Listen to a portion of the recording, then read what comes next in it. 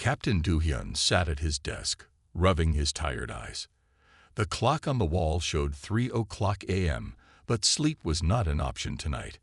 As the head of Earth's Defense Fleet's first response team, he had seen many strange things in space.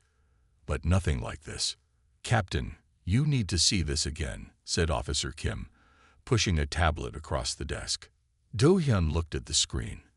The same image that had woken him up 2 hours ago.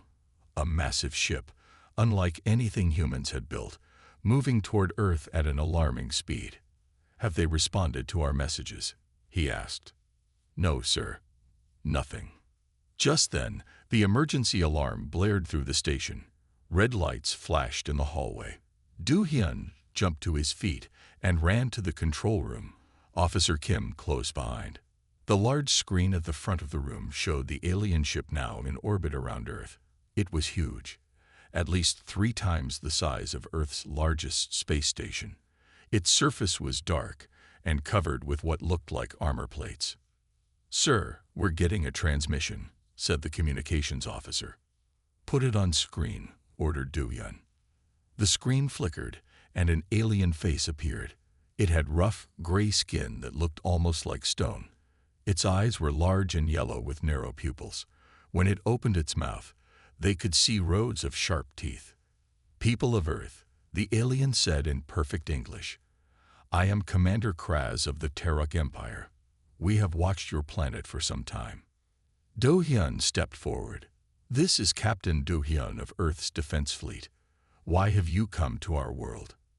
The alien made a sound that might have been a laugh. "To conquer it, of course. The Terok Empire has taken 27 star systems before yours.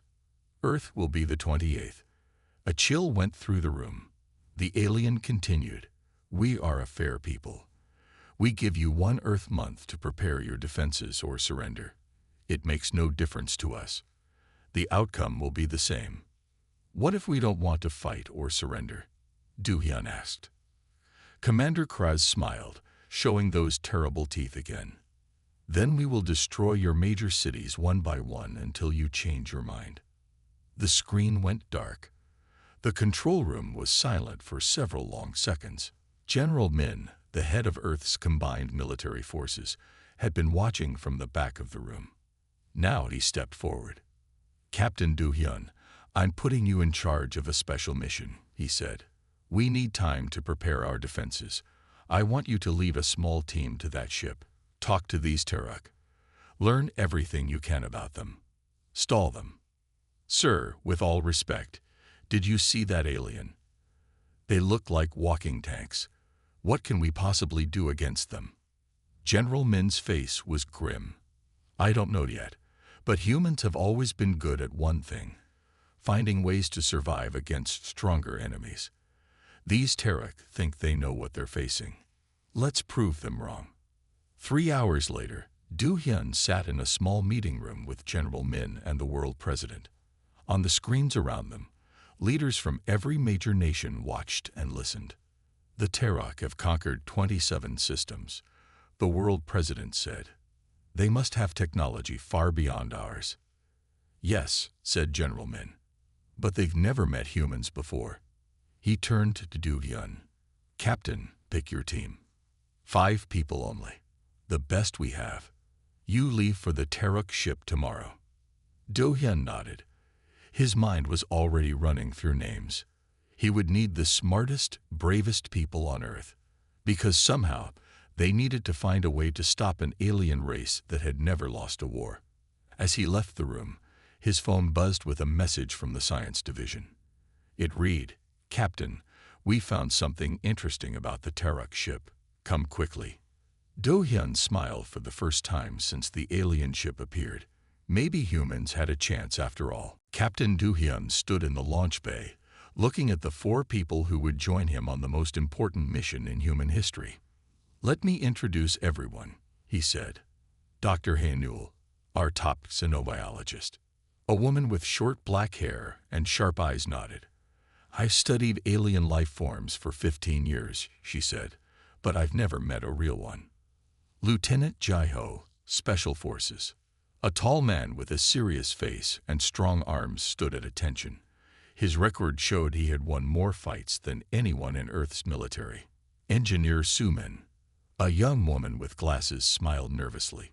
She could build or fix almost anything. 3 of her inventions were already used in spaceships across Earth's fleet.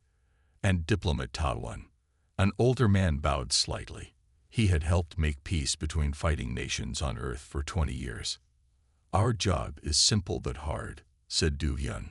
We go to the Teruk ship. We learn about them.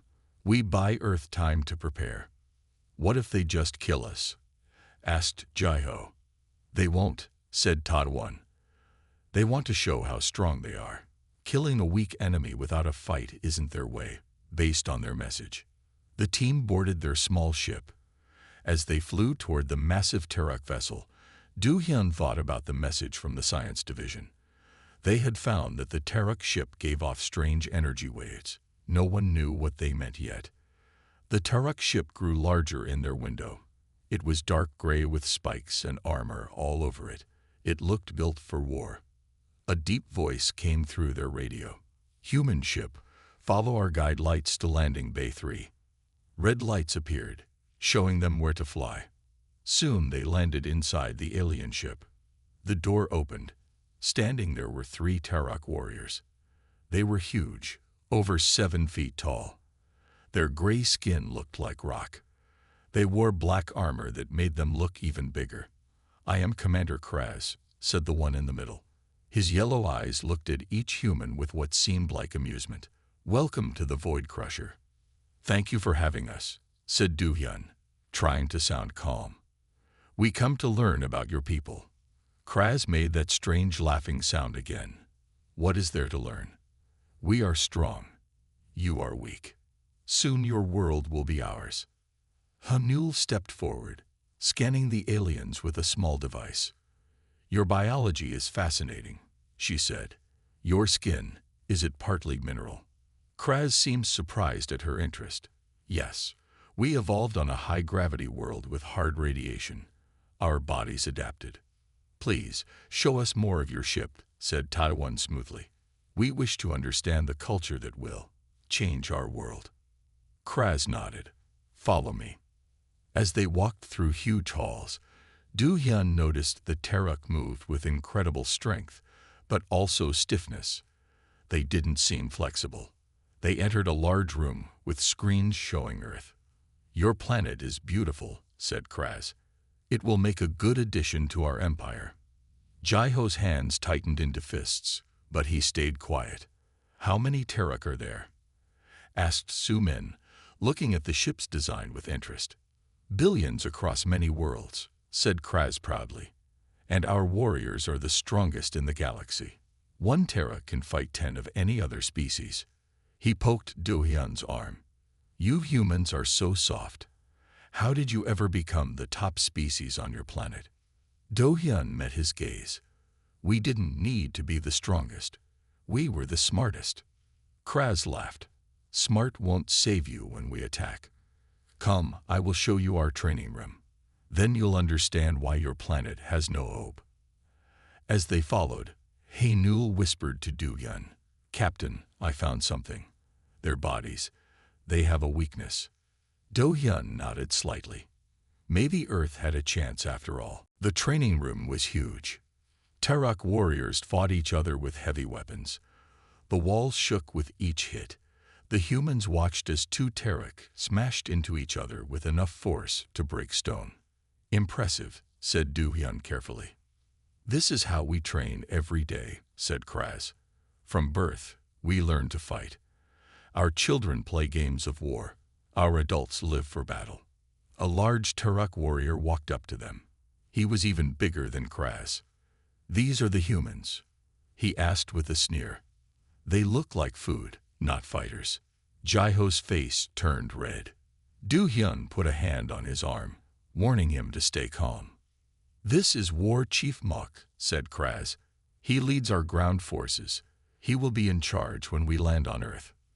Mok looked at each human, then laughed. Such weak bodies, such small muscles. Your world must be very easy if creatures like you can survive. We survive because we adapt, said Haenul. Humans can live in deserts, icelands, mountains, and oceans. It doesn't matter, said Mok. Soon you will all serve the Turok. The strong rule the weak. That is the way of the universe. Jaiho stepped forward. Fighting isn't just about strength. Mok laughed again. What would you know about fighting, little human? I know that I've won 317 combat matches, said Jaiho. I've never lost. The Turok warriors around them stopped to listen. 317, said Mok. Against what? Other soft humans. Jaiho's eyes narrowed. I challenge you. Do-hyun grabbed Jaiho's shoulder. Lieutenant, that's enough. But Mok was interested now. A challenge? You think you can fight a Turok? Kraz seemed amused. Perhaps we should accept. It would show these humans what they face. Do-hyun saw danger, but also opportunity. They needed to learn more about the Turok. Not just one fight, said Do-hyun quickly. A series of challenges. 5 tests to see who is truly superior. Kraz tilted his head. Explain. 5 contests, said Do-hyun. Strength, speed, endurance, tactical thinking, and combat. Your best against our best. And what would be the point? Asked Kraz. We already know we are superior. Taiwan stepped forward. If you win, we return to Earth and tell our leaders that fighting is hopeless.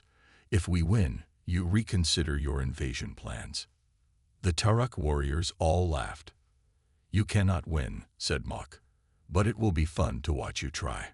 Kraz thought for a moment. I accept these terms. It will be good for my warriors to have some sport before we conquer your world. When they were alone in their quarters, Do-hyun turned to Jaiho angrily. What were you thinking? They could break you in half. I had to do something, said Jaiho. They think we're nothing. At least now we have a chance. He's right, said Haenul. And I need more time to study their biology. I found something strange about their nervous system. Su-min nodded. And I need to see more of their technology. There might be weaknesses. Taiwan smiled. Besides, I spoke with some lower-ranked Turok. Not all of them agree with this invasion. Some think attacking Earth is a mistake. Do-hyun sighed. Fine. But we need a plan. We'll lose the strength contest for sure. Maybe the speed contest too. So we focus on the others, said Jaiho. Endurance, tactics, and combat. How can we win at combat? Asked Su-min. They're twice our size. Do-hyun smiled slowly. Size isn't everything. And we have something they don't. What's that? Asked Jaiho. Thousands of years fighting against things bigger and stronger than us, said Do-hyun. Tigers, bears, each other. Humans have always found ways to beat stronger enemies. He took out his communicator. I need to contact Earth. If we're going to win these challenges, we'll need help. As they planned late into the night, Engineer Su-min worked quietly in the corner, building something small but important from parts in her bag. What are you making? Asked Haenul. Su-min smiled. Something that might give us an edge. Dr. Haenul's fingers moved quickly over her tablet, drawing diagrams of Turok biology. The others gathered around her in their small room on the alien ship. Look at this, she said, pointing to a scan she had secretly taken of Commander Kraz. The Turok evolved on a planet with gravity twice as strong as Earth's. That's why they're so powerful. We already knew they were strong, said Jaiho. How does this help us? Because, Haenul continued, their muscles and bones developed for pure strength, not flexibility. They can't move the way we can, and their nervous system is different too. It's slower to respond to unexpected situations. Do-hyun leaned closer. You mean they have slow reflexes? Not exactly, said Haenul. They react quickly to things they expect. But to new situations, they'd process information more slowly than humans. They're like perfect fighting machines, but not very adaptable. Su Min looked up from the small device she was building. That matches what I've seen in their technology. It's powerful but simple. They build things to be strong, not clever. Taiwan entered the room, back from talking with more Terra crew members. I learned something interesting, he said quietly. The Terra have conquered many worlds, but Earth is different from their usual targets. How so? Asked Du-hyun. Usually they attack worlds with simple life forms or divided civilizations. Earth is the first unified planet with advanced technology they've challenged. Some of the younger Terra think this invasion is a mistake. Do-hyun's communicator beeped. General Min appeared on the screen. Captain, how are things going up there? Asked the general. We've arranged a series of challenges with the Terra. Do-hyun explained their situation. The general frowned. A competition. The fate of Earth depends on games. It gives us time, said Du-hyun. And we're learning about them. Dr. Hae-Newell has found weaknesses in their biology. Send us everything you have, said the general. Our scientists are working day and night. After sending their data to Earth, the team prepared for the first challenge the next day. The strength contest is first, said Du-hyun. We'll lose that one for sure. Maybe not completely, said Su Min. She showed them her invention. Small metal bands that fit around the wrists and ankles. These won't make us as strong as them, but they might help a little. That night, while the others slept, Du-hyun found Hae-Newell still working. You should rest, he said. She shook her head. I found something else. Something big. She showed him a new scan. See their exoskeletons. They have a weak point where the plates connect, and they give off a specific energy pattern. If we could create the right frequency, we could disrupt their armor, finished Do-hyun. But we don't have that kind of technology here. No, agreed Hae-Newell, but Earth might be able to develop it. Meanwhile, in another part of the ship, War Chief Mok spoke angrily to Commander Kras. These challenges are a waste of time, Mok said. We should attack now. Patience, said Kras. I'm curious about these humans. They show no fear, even though they must know they can't win. Why? Because they're stupid, said Mok. No, said Kras thoughtfully. There's something about them we're missing, something they know that we don't. The next morning, the human team entered the Great Hall where the first challenge would take place. Hundreds of Terok warriors watched from the sides. At the center was a huge metal block. The first test is strength, announced Kras. Each team will try to move this block. It weighs 2,000 of your Earth kilograms. Jaiho stepped forward, wearing Su Min's metal bands hidden under his sleeves. Mok, representing the Terok, smiled cruelly. This will be quick. The contest was about to begin, and despite everything, Du-hyun felt a flicker of hope. The humans had a long way to go, but they were starting to understand their enemy. And on Earth, scientists were working with the information they had sent. Maybe, just maybe, humanity had a chance. The Great Hall fell silent as Jaiho stood before the metal block. He wore Su Min's special bands on his wrists and ankles. They wouldn't make him as strong as a Terok, but they might help a little. War Chief Mok laughed. Watch, everyone. See how weak humans really are. Jaiho took a deep breath, planted his feet, and pushed against the block. The muscles in his arms bulged. Sweat ran down his face. The block moved a few inches. The Terok seemed surprised. They had expected him to fail completely. Not bad, said Commander Kras, for a human. Then it was Mok's turn. The huge Terok warrior walked up to the block, pushed with one hand, and sent it sliding across the floor. First challenge goes to the Terok, announced Kras. The Terok warriors cheered. The human team wasn't surprised. They had expected to lose this one. Next, the speed challenge, said Kras. This test was a race through a maze. Su Min would run for the humans. She was small but very fast. The Terok chose a young warrior named Draz. At the signal, they took off. Su Min darted through the twisting paths, making quick turns. Draz was fast too, but at each turn, he had to slow down more than Sumin. His large body couldn't change direction as quickly. Sumin finished only a few seconds behind Draz. Second challenge goes to the Tarok, said Kraz. But it was closer than expected. The Tarok didn't cheer as loudly this time. Some looked worried.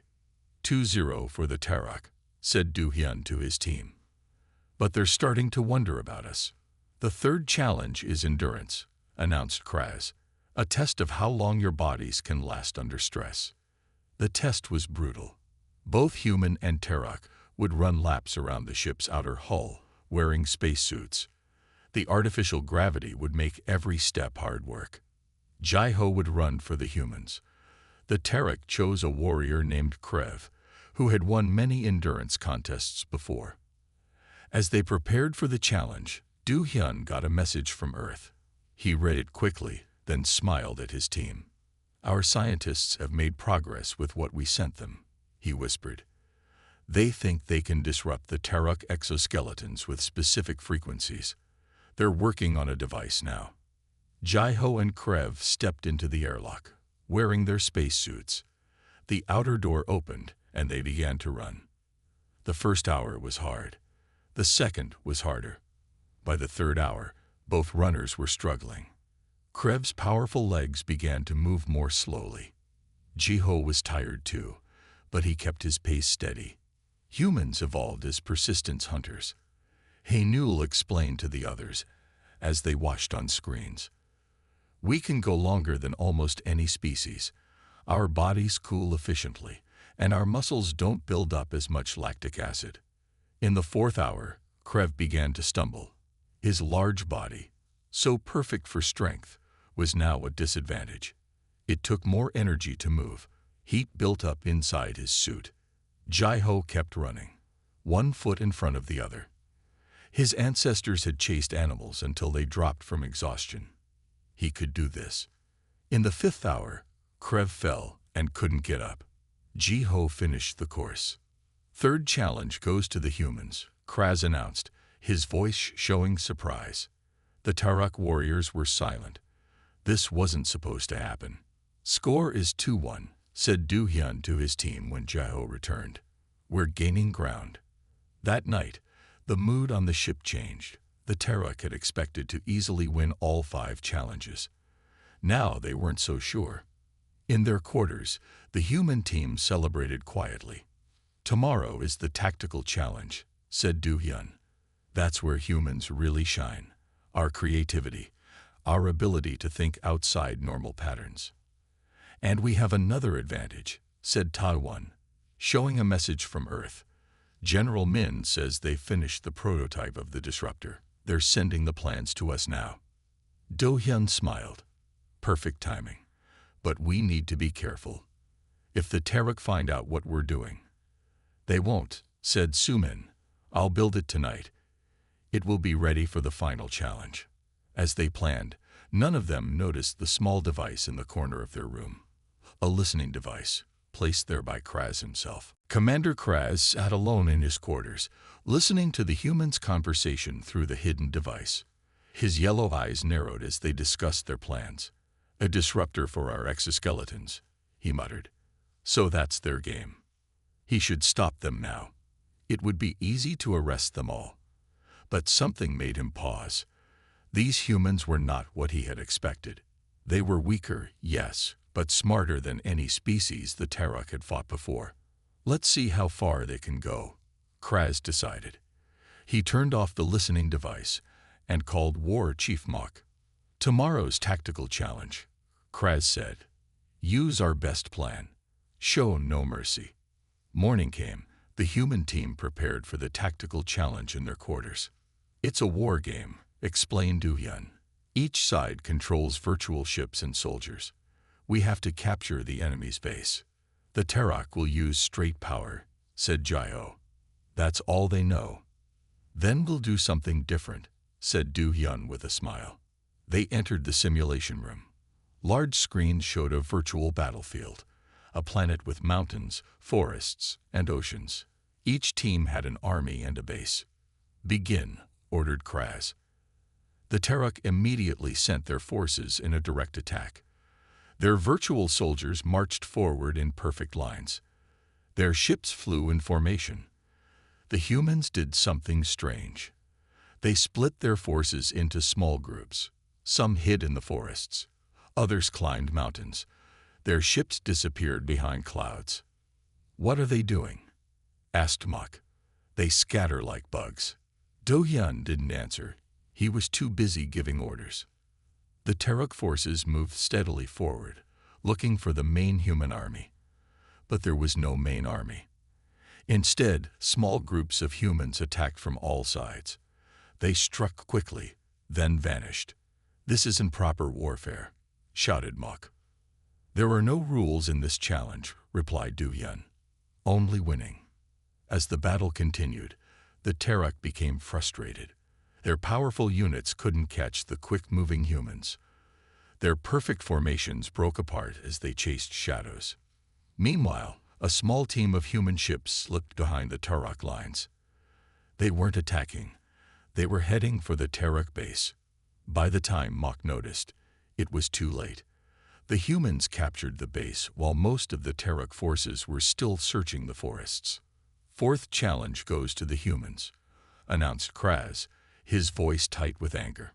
The score was now tied, 2-2. The final challenge would decide everything. Back in their quarters, the human team celebrated. "Well done," said Tadwan. "The Terok have never faced guerrilla tactics before. And now, the final piece," said Sumin. She showed them a small device she had built overnight. "The exoskeleton disruptor is ready." "Will it work?" asked Jaiho. "It should," said Sumin. "It sends out waves at exactly the right frequency to weaken the connections in their armor. They'll still be strong, but not as strong." "Perfect for the final challenge," said Do-hyun. "Combat." That evening, Kraz called them to a meeting. His face was cold. "Tomorrow is the final challenge," he said. "Hand-to-hand combat. 2 of you against 2 of us. Who will fight for the Terok?" asked Do-hyun. "Myself and Ward Chief Mok," said Kraz. "And for the humans?" "Myself and Lieutenant Jaiho," replied Do-hyun. Kraz leaned forward. "I should warn you. We know about your little device." The humans froze. "Yes, I've been listening to your conversations," said Kraz. "Did you really think we wouldn't check for such tricks?" He held out his hand. "Give me the disruptor." Silently, Sumin handed it over. Kraz crushed it in his powerful grip. "Tomorrow, it will be just your bodies against ours," said Kraz. "No technology, no tricks." After he left, the humans looked at each other in despair. "Now what?" asked Jaiho. "Without the disruptor, we can't win." Do-hyun was quiet for a moment. Then he smiled. "Sumin," he said, "how many disruptors did you actually make?" The engineer grinned. 3. "I thought we might need backups.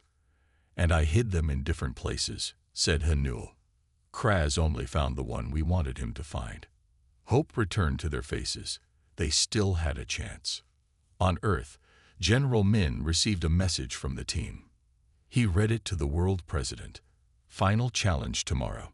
We may actually win this." The day of the final challenge arrived. The great hall was packed with Terok warriors, all eager to see the combat that would decide Earth's fate. Do-hyun and Jaiho prepared in their quarters. They wore special suits Sumin had made. Hidden inside were the 2 remaining disruptors. "Remember," said Hanul, "the disruptors won't make them weak. They'll just make them less strong. You still need to be careful. And creative," added Tadwan. "Don't fight like they expect." Do-hyun nodded. "Ready, Lieutenant." Jaiho smiled. "Ready, Captain." They walked into the great hall together. Commander Kraz and War Chief Mok stood in the center of a large circle. "The rules are simple," announced Kraz. "The fight continues until one team gives up or cannot continue. No weapons except those provided." Servants brought in 4 staffs made of metal. They looked heavy and strong, perfect for the Terek, but difficult for humans to use effectively. "Begin," shouted Kraz. Mok immediately charged at Jiho, swinging his staff like a club. Jiho barely dodged the blow. The staff hit the floor, leaving a dent in the metal. Kraz attacked Do-hyun more carefully, testing the human's defenses. Do-hyun kept his distance, watching for patterns in Kraz's movements. The first few minutes were hard for the humans. They could only dodge and run, never attacking. The Terek audience laughed at what seemed like cowardice. "Fight back," shouted Mok, growing angry. "We are," said Do-hyun, "just not how you expect." He pressed a hidden button on his wrist. The first disruptor activated, sending invisible waves through the air. They affected the connection points in the Terek exoskeletons, making them slightly weaker. Kraz felt the change instantly. His movements became just a bit slower, his strikes less powerful. He looked at Do-hyun with surprise. "What have you done?" he demanded. "We're evening the odds," replied Do-hyun. Now the humans began to fight back. They didn't try to match the Terek's strength. Instead, they used the whole space, climbing on rails, sliding under tables, constantly moving. Jiho remembered his training in ancient earth martial arts that used an opponent's strength against them. When Mok charged again, Jiho didn't move away. Instead, he stepped to the side at the last moment and helped Mok's momentum carry him into a wall. The Terek audience fell silent as they watched. This wasn't how fights were supposed to go. The stronger warrior should win. Do-hyun activated the second disruptor. Now the Terek were down to about 70% of their normal strength, still stronger than humans, but not overwhelmingly so. "This is cheating," roared Mok. "This is adapting," replied Do-hyun. "Something humans are very good at." An hour into the fight, all four combatants were tired. The humans had many small injuries but kept moving. The Terek were growing frustrated. "Stand still and fight properly," shouted Mok. "Why?" asked Jiho. "So you can use your strength. We'd be fools to fight your way." He ducked under Mok's swing and struck the Terek's knee, one of the weak points Hanul had identified. Mok stumbled. Meanwhile, Do-hyun had led Kraz on a chase around the hall. The commander was powerful but couldn't turn quickly. Do-hyun used this against him, changing direction often. As the fight continued, something unexpected happened. The Terek audience began to show interest in the humans' fighting style. Instead of jeering, they watched with growing respect. After 2 hours, Mok finally made a mistake. Tired and angry, he put too much force into a swing. Jiho wasn't there when the staff completed its arc, and Mok fell forward. Jiho struck him at exactly the right point on his back. Mok crashed to the floor and couldn't get up. Only Kraz remained against both humans. He fought well, but he was 1 against 2. Eventually, Do-hyun and Jiho managed to trap him between them. With a coordinated attack, they knocked his staff away and brought him to his knees. "Do you yield?" asked Do-hyun, his own staff at Kraz's throat. The Great Hall was completely silent. No Terek had ever seen their commander defeated. Kraz looked at Do-hyun for a long moment. Then, to everyone's surprise, he smiled. "I yield," he said. "The final challenge goes to the humans." The Great Hall remained silent after Kraz's words. No Terek had ever expected to hear their commander say, "I yield." War Chief Mok, now back on his feet, looked furious. "You cannot accept defeat from these weaklings," Mok shouted. "They are not weak," said Kraz, standing up. "They are different. And that is what I want to understand." He turned to Do-hyun. "How did you do it? Even with your disruptors, we are still stronger than you." Do-hyun handed his staff to Jiho and stepped forward.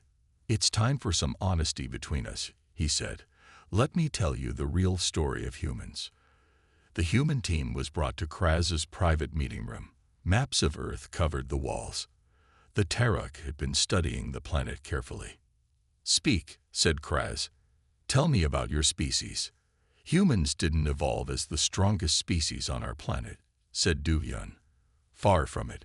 There were animals that could tear us apart, crush us, outrun us, or poison us. We had no claws, no armor, no great strength. Then how did you survive? Asked Kraz. We adapted, said Hanul.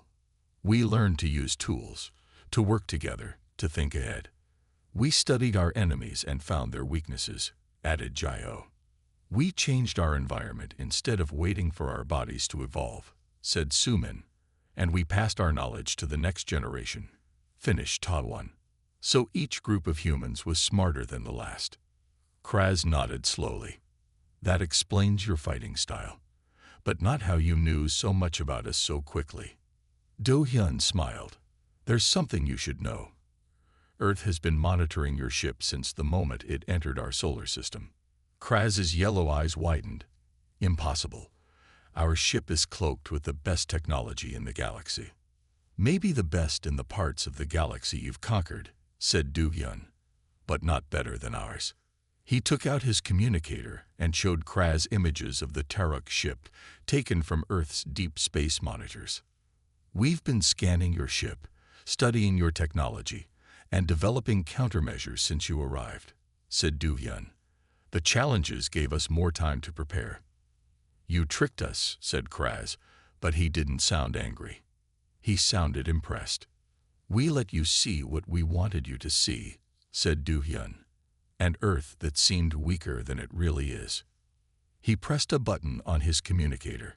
A new image appeared, showing dozens of Earth ships that had quietly surrounded the Tarok vessel. Our fleet has been in position for days, said Du-hyun. We could have attacked at any time. Then why didn't you? Asked Kraz. Because we wanted to understand you first, said Hanul. War is expensive. Peace is better, if possible. And we wanted you to understand us, added Ta-1. To see that physically weaker doesn't mean weaker overall. Kraz was silent for a long time. Then he laughed. A real laugh, not the mocking sound from before.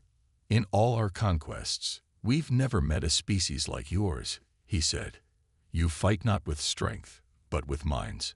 You turn weakness into strength. So what happens now? Asked Du-hyun. Will you keep your word? Will you cancel the invasion? Kraz nodded. I will. But I face a problem. The Tarok Empire expects victory. If I return in defeat, I will lose my position, perhaps my life. There might be another way, suggested Ta-1. One that helps us both. I'm listening, said Kraz. An alliance instead of a conquest, said Ta-1. The Tarok are strong in ways humans are not. Humans are strong in ways the Tarok are not. Together, we could be something new in the galaxy. Kraz considered this.